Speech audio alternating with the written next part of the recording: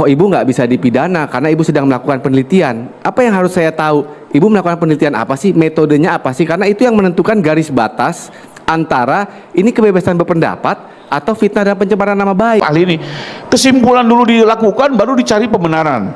Satu lagi, apa benar penelitian kekuburan orang tua, Pak? Orang tua sudah meninggal dibawa-bawa, ya, dibilang ibu sambung segala macam, sampai mohon maaf satu lagi. Boleh. Pada saat launching buku di UGM, mohon maaf, Dr. Tifa menggunakan kata-kata yang sangat keras terungkap. Saya sepakat, Bang. Kita tidak boleh menyerang harkat martabat manusia. Itu ternyata faktanya yang dilakukan oleh Dr. Tifa itu hanya 5. Tadi downloader tadi di mana melihatnya. Memang saya lihat di dalam dakwanya itu ada yang namanya pasal perbuatan berlanjut kan. Perbuatan berlanjut itu perbuatan dilakukan tapi efeknya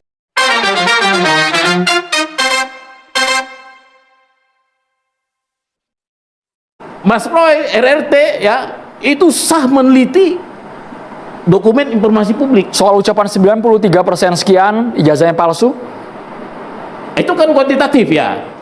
Itu harus diterangkan oleh Mas Roy. Itu kebetulan saya belum pernah melihat teknik Mas Roy mengubah kualitatif menjadi kuantitatif. karena kan dalam penelitian ada hipotesa, kesimpulan sementara, tapi kenapa langsung disimpulkan seutuhnya gitu? Bang Adis dulu kita boleh ya. Oke. Ini di sini kata kuncinya adalah tadi penelitian. Nah, pertanyaan utamanya, pertanyaan tes pertamanya, apakah penelitian ini itikatnya ada itikat untuk betul-betul curiosity atau knowledge atau itikat buruk di belakangnya? Apa bedanya? Kalau itikat buruk itu, penelitian itu hanya cover aja. Jadi dia sudah mulai dengan kesimpulan. Yang lainnya mengikuti kesimpulan. Misalnya nih ya, ini misalnya, saya mau kesimpulannya ijazahnya palsu, baru saya cari-cari untuk mendukung kesimpulan itu. Tapi kalau untuk curiosity knowledge, dia masuk itu dengan open mind. Jadi dia tidak tahu palsu atau asli, dia jelaskan datanya apa, dia jelaskan dengan detail metodenya apa, tingkat kesalahannya, probabilitasnya apa. Justru saya memang penasaran, gini, saya baca juga Jokowi White Paper. Saya mau kritik dulu nih, kenapa? Saya lihat tidak ada probabilitas errornya di situ. Jadi yang ada hanya probabilitas keyakinan, ada yang 99%, tapi probabilitas errornya dan keterbatasannya itu tidak dijelaskan. Yang ketiga, menurut saya yang paling fundamental, penelitian ini tidak peer reviewed. Apa tuh peer review? Tidak direview oleh, nggak ada wasitnya nih penelitian ini nih, nggak ada wasitnya, nggak ada orang ilmiah yang menjudge apakah ini valid atau tidak. Mungkin awalnya mereka salah meneliti dokumen yang tidak terverifikasi dan validasi dari katakanlah ijazah foto Dian Sandi yang diupload ke X-nya ya. Kalau masalah palsu atau tidak, aku tidak masuk zona itu. Tapi kalau palsu atau tidak, sebaiknya yang diteliti itu adalah dokumen asli. Nah, makanya saya berpikir kalau misalnya nanti di jaksa untuk membatalkan penelitian itu, ya, dia mengundang tuh peer reviewer. Misalnya Dr. Tifa mengatakan neuroscience behavior. Saya pernah diskusi di sini, Mas Andrew, kalau ingat. Saya tanya, dia kalau membaca gesture, ya, apa hubungannya membaca gesture itu? Bagaimana menyimpulkan membaca gesture ketika dia ngomong, mimik muka dengan ijazahnya palsu apa asli?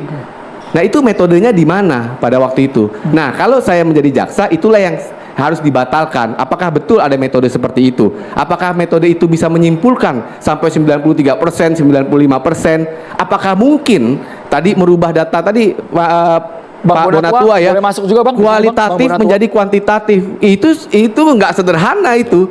Data huruf menjadi data angka. Itu mixed methods itu limitasinya besar, metodologinya itu harus strict. Nah, jadi makanya saya jadi bingung ya. Nah, itulah makanya saya tidak tahu ini bagaimana nanti hasilnya, tapi tahu saya katakan pihaknya Mas Aziz Zaniar ini punya mountain to climb, gunung yang harus didaki untuk memberikan jarak atau untuk membatalkan kebenaran otoritas tadi.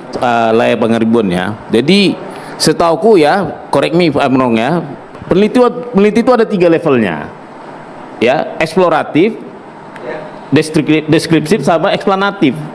Jadi beliau ini menurutku peneliti terendah yaitu eksploratif.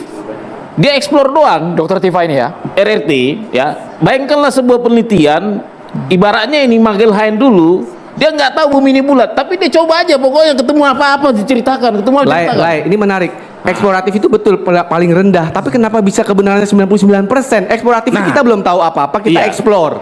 Ya ada banyak, ada eksploratif, ada deskriptif, Iya. ya ada preskriptif, ada banyak. Eksploratif betul yang paling rendah karena kita nggak tahu apa-apa, kita mau Nah. explore dulu. Lanjut lah, Gitu. lanjut lah.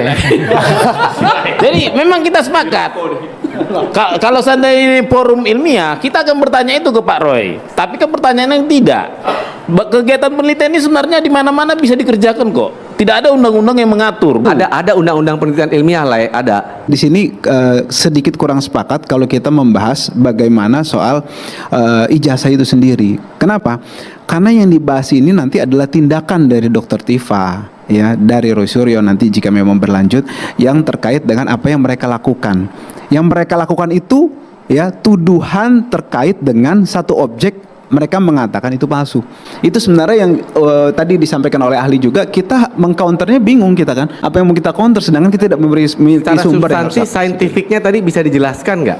Sisi saintifik yang mau dipertahankan di sidang ini apa? Kan itu tadi argumentasi utamanya kebebasan berpendapat dan penelitian. Nah, sisi dimensi saintifiknya di mana? Nah, pertanyaannya sebenarnya kurang pas kalau ke saya karena Ke kan ahli kita harusnya. kuasa tapi kepada Dr. Tifa yang langsung karena kan Tapi dia yang core menjelaskan. pembelaannya dong. Kan Kenapa? untuk membela diri dari saya tidak fitnah, saya tidak mencemarkan nama baik, kan mempertahankan kan advokat Iya. perpanjangan tangan Iya. untuk menjelaskan kita itu dong. Kita menjelaskan bagaimana yang dilakukan Dr. Tifa itu. Bagaimana dilakukannya? Bukan apa yang isi yang dilakukan ya. Bagaimana yang dilakukan itu memenuhi aspek-aspek yang harus kita lindungi baik dari sisi ahli. Yang dilakukan tuh apa? Mungkin bisa ku jawab mungkin. Ya. Nah, yang iya. dilakukan itu apa? Karena kita bukan yang bersangkutan gitu. Kan advokatnya. Jadi gini, saya katakan juga beliau aja yang peneliti tidak masuk ke ranah itu, apalagi saya bukan memiliki kemampuan untuk meneliti kan gitu. Jadi saya tidak bisa untuk menjawab bagaimana yang memang tidak saya kuasai. Seperti itu. Jadi bukan kalau masalah metodenya Mas yang Adi, bersangkutan boleh tentunya. saya komentari karena saya advokat juga. Kalau saya jadi advokat kan, kalau pembelaan saya mau mengatakan bahwa oh ibu nggak bisa dipidana karena ibu sedang melakukan penelitian. Apa yang harus saya tahu? Ibu melakukan penelitian apa sih? Metodenya apa sih? Karena itu yang menentukan garis batas antara ini kebebasan berpendapat atau fitnah dan pencemaran nama baik. Ini metode ini ada tidak di dalam ilmu pengetahuan? Metode ini dipakai juga nggak sama orang lain dan dikenal juga atau tidak? Kan itu saya harus tahu dong paling tidak. Saya kembali lagi, saya tidak sepakat dengan bahwa ini semua tindakan penelitian. Kenapa? Apapun objeknya, tapi outputnya bukan bilang Jokowi pemalsu ijazah, rusak kembangkan Jokowi, penjarakan Jokowi. Itu kan kalimat-kalimat bukan kalimat penelitian. Ada lagi yang lebih ekstrim apa? Bilang penelitian tiap hari ngomong di media, padahal proses belum selesai loh. Buku itu mereka melakukan dari Januari sampai April, buku baru terbit Agustus. Jadi gimana? Saya sepakat dengan ahli ini. Kesimpulan dulu dilakukan, baru dicari pembenaran. Satu lagi, apa benar penelitian kekuburan orang tua, Pak? Itu betul-betul mengoyak kehormatan nama baik loh. Orang tua sudah meninggal dibawa-bawa, ya dibilang ibu sambung segala macam sampai. Mohon maaf satu lagi, sekalipun memang setelah lokus, tapi kan sekarang ini untuk pedoman pembinaan juga fakta-fakta yang terjadi setelah Tempus menjadi penilaian. Boleh. Pada saat launching buku di UGM, mohon maaf, Ya. Dr. Tifa menggunakan kata-kata yang sangat keras, bahkan menyerang fisik Pak Jokowi, bicara otak kecil, diketepeli dan segala macam. Jadi kembali lagi, kami kok meyakini bahwa ini bukan bagian dari penelitian, ini hanya sebuah pembenaran dan nanti biarlah di persidangan semua akan terungkap. Saya sepakat Bang, kita tidak boleh menyerang harkat martabat manusia. Saya sepakat. Jadi pertanyaannya kan ini digeser. Sebenarnya penelitiannya tidak masalah. Yang masalah itu etika penelitinya. Jadi, terkait dengan delik aduan saya sampaikan dulu bahwa pertama memang yang disampaikan awal di Polda Metro Jaya itu kan aduan. Kemudian di situ ada pasal 27 ya Undang-Undang ITE. Kemudian bertransformasi jadi delik umum. Pasal 32 dan 35 Undang-Undang ITE, juga KUHP-nya pasal 433 dan 434 seperti itu. Nah, itu yang menjadi keberatan kami salah satunya di perlawanan, di nota perlawanan atau eksepsi yang kita kenal dulu itu, bahwa transformasi ini tentu saja dari sisi due process of law KUHP-nya itu bermasalah. Saya kan tadi mau mengatakan, loh ini kok jadi berkembang dan beranak ya dari pencemaran nama baik, fitnah, kemudian jadi manipulasi data digital. Nah itu sayangnya itu tidak termasuk dari materi perlawanan ya, karena itu sudah masuk substansi, karena charging decision, dakwaan atau decision, keputusan untuk memilih pasal yang mana untuk didakwa itu di dalam sistem hukum Indonesia itu nggak perlu minta izin siapa-siapa. Ya, gampangnya itu fleksibel lah, boleh ditempel. Tapi kalau kita lihat sebenarnya pasal manipulasi data digital itu kan lapisan keberapa itu? Sudah alternatif, juga subsidiaritas, artinya itu bukan dakwaan yang utama. Betul ya? Kalau saya lihat ya, dakwaan itu alternatif kan, dakwaannya disusun kalau saya baca. Ada yang primer juga. Iya, tapi alternatif. Manipulasi data digital itu alternatif kan. Yang pertama pencemaran nama baik dan fitnah. Betul begitu informasi yang saya dapat. Enggak, ada yang ITE-nya juga primer dia. Iya, tapi kumulatif bukan. Enggak, dia ada alternatif dan Alternatif primer. kan. Iya. Oke. Pertanyaan saya berikutnya, bagaimana bisa asumsi itu di negara demokrasi, di acara catatan demokrasi kita bahas, dipidana? Nah, mungkin para ahli. Mas Aziz mengatakan satu tesis yang menarik ya. Bagaimana kebebasan berpendapat, kata kuncinya demokrasi, tapi bisa berujung pidana. Nah, ini saya mau menjelaskan begini ya. Tidak selalu kebebasan berpendapat itu tidak bisa diancam pidana, tidak selalu. Bahkan di negara liberal sekalipun seperti Amerika ada yang namanya standard actual malice. Artinya kalau dia mengutarakan suatu pendapat tapi dia tahu sebenarnya pendapatnya itu dia salah tapi dia tetap kemukakan, itu hukum publik tetap melindungi orang yang memiliki reputasi. Itu kita bicara ekstrim di Amerika. Di Indonesia kita masih ada ya pasal-pasal pencemaran nama baik dan pasal fitnah. Apa bedanya? Kalau pencemaran nama baik tidak perlu saya tahu ijazahnya Jokowi asli atau palsu ya, tapi saya ngomong aja walaupun saya nggak tahu. Kalau fitnah lebih tinggi, saya tahu itu ijazahnya asli tapi saya ngomong itu palsu. Nah, tinggal bagaimana nanti ya, kliennya Mas Aziz ini menjelaskan bahwa penelitiannya itu adalah kebenaran sejatinya, memiliki kebenaran sejatinya. Nah, tapi saya selalu katakan tantangannya berat. Kenapa tantangannya berat? Karena bukti di sebelah, bukti kliennya Mas Rifai dan jaksa itu kan ada kebenaran-kebenaran yang didefinisikan oleh otoritas tuh, saya selalu bilang. Apa itu? UGM mengatakan Pak Jokowi kuliah, Pak Jokowi lulus. Itu kebenaran otoritas. Lapor, kebenaran otoritas. Kebenaran didefinisikan oleh penguasa. Hukum acara pidana itu kan sebenarnya sistematikasi, systemized truth ya, untuk mengungkap kebenaran versi legal truth. Nah, legal truth apakah bisa berbeda dengan kebenaran realnya yang diklaim oleh kliennya Mas Aziz? Beda. Makanya kita lihat kan kebenaran legal dan kebenaran aslinya kadang-kadang bisa berbeda, ada faktor-faktor. Nah, tapi sekarang bagaimana membatalkan ya kebenaran otoritas itu? Nah, kalau pijakannya itu penelitian, pertama harus dilihat apakah ini benar-benar penelitian, apakah ada actual malice. Ini benar-benar untuk knowledge atau ada itikat buruk di belakangnya. Nah, inilah yang diuji di persidangan nanti. Satu, bagaimana menguji itikatnya? Dia bisa menjelaskan tidak sih metodologinya itu apa? Angka-angka, apakah dia memulai penelitian dari kesimpulan dulu baru dicari alasannya, atau sebaliknya?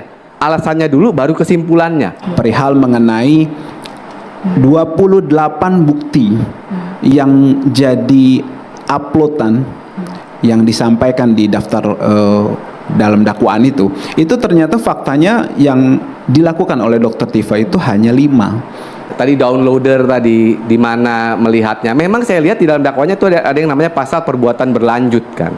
Perbuatan berlanjut itu perbuatan dilakukan tapi efeknya ya sudah berulang-ulang dan efeknya repetitif. Nah, di situ tadi muncul jurisdiction yang mungkin bisa dipakai nantinya. Nah, itulah sejauh ini catatan saya untuk persidangan. Kami yang mendampingi langsung, yang kami laporkan itu adalah peristiwa Januari hingga April 2025. Ada 31 objek, 28 plus 5 3 ya. Dari situ semua tidak ada satu kalimat pun atau satu penjelasan bahwa mereka sedang melakukan penelitian. Itu fakta ya. Silakan di googling lah, organisasi juga boleh googling ya. Semua fitnahan pada Pak Jokowi yang terjadi dari Januari hingga April di sosial media tidak ada dilakukan oleh kelompok. Tadi kan juga Bang Aziz bilang, kok ini 28 peristiwa. Nah, mohon maaf, memang faktanya perbuatan itu tidak berdiri sendiri Bu Tifa. Bu Tifa itu dengan kelompoknya ramai-ramai dalam sebuah pertemuan. Nanti kadang pertemuan ada lagi yang menyiarkan secara sendiri di podcast. Nanti ada lagi ramai-ramai. Ini kan perbuatan berlanjut dan berulang-ulang di berbagai forum. Jadi wajar juga kalau dakwaan itu menjelaskan dari 28 objek, karena memang faktanya nih perbuatan berkelompok dan berlanjut. Nah, kedua, tidak ada mereka sedang menyatakan sedang pada penelitian. Itu fakta, Bang. Baru setelah kami laporkan, segera tim pengacaranya membuat argumentasi, dan ini sudah diakui juga loh oleh Pak Jahaban Girsang, mantan pengacara, mengakui bahwa ide penelitian itu dari beliau. Bahkan dia melempar itu diterima sebagai cara pembelaan Akhirnya beramai-ramai menyatakan diri sedang melakukan penelitian. Jadi yang kita laporkan tuh tempus deliktinya Januari sampai April. Di sana tidak ada. Jadi karena itu juga kami melihat ini tidak ada hubungan dengan penelitian dan hanya sekedar alibi pembelaan. Karena itu juga kami nggak mau terjebak mengimbanginya dengan cara penelitian lagi. Dan kebetulan juga dalam proses hukum yang kami laporkan juga ini ada pembuktiannya. Ya, sudah ada ahli-ahli juga, para laboran, ahli fisika, ahli kimia, yang nanti semua juga akan menjelaskan di persidangan bagaimana tentang kehasilan ijazah Pak Jokowi. Mereka juga akan menerangkan di buku sumpah sesuai keilmuan mereka ya. Jadi kembali lagi, nantilah pada saatnya sidang pembuktian ini cukup menarik, kita saksikan bersama dan semua masyarakat bisa mengikutinya. Kita sampaikan perihal mengenai lokus ya. Lokus karena sejak awal tidak pernah ada lokus di Jakarta Timur seperti itu. Lokusnya di Jakarta Pusat dan Jakarta Selatan. Memang Pak Jokowi kan sebagian besar mendownload itu di Jakarta Selatan. Jadi pemilihan yurisdiksi selatan sudah benar. Kedua, Soal lokus ini Bang ya. ya lokus. Kedua, sebagian besar saksi di mana? Itu juga di selatan. Dan ketiga, kalau tindak pidana dilakukan di berbagai tempat, maka secara hukum acara boleh memilih salah satunya. Jadi menurut saya Jakarta Selatan itu sudah benar. Dan kenapa menjadi Jakarta Timur? Itu didasarkan pada pasal 166 KUHP di mana Ketua Mahkamah Agung bisa dalam keadaan tertentu menentukan di pengadilan mana disidangkan. Dalam argumentasinya pertimbangannya adalah ada soal keamanan, ketertiban, dan juga mungkin situasi perkara itu sendiri. Kita tahu kan ini kan perkara menarik perhatian dan juga akan dimungkinkan terjadi konsentrasi massa. Ini kan ada massa yang pro dan kontra. Mungkin dengan melihat itu semua maka KMA akhirnya memilih di PN Jakarta Timur dan ini sudah banyak presidennya. Contohnya perkara-perkara teroris ya itu banyak sekali di timur sekalipun lokusnya misalnya di Sulawesi dimanapun itu. Jadi menurut saya ini dan itu dibolehkan di pasal 166. Soal lokus tadi ya, tempat ya, kenapa di Jakarta Selatan? Tadi Pak Rifai saya komentari itu sudah benar tuh. Pak Rifai di sini betul bahwa sudah betul pasal 160 sekian ya. 166. Itu sering terjadi juga, itu sering terjadi. Jadi menurut saya no question dan mohon maaf Mas Aziz, kayaknya kalau saya Sidangnya di Timur. sebagai observer ya, Tapi sidangnya di timur, Bang Aris tadi katanya. Bang Aziz Di gimana? Jakarta Timur, bukan di Jakarta Selatan. Itu yang kita permasalahkan. yang surat edaran Mahkamah Agungnya menetapkan di mana? Dia menetapkan Roy Suryo dan kawan-kawan. Oh iya di selatan. Ya. Yang ini di timur kan? Oh iya, artinya ada surat Ketua Mahkamah Agungnya untuk menetapkan lokusnya. Ya, itu Ada. Coba ya. dipersoalkan hanya gara-gara Roy Suryo DKK. Oh, Maunya Roy Suryo, itu sering Dr. terjadi. Viva, Rustam Effendi, maunya Nah, begitu.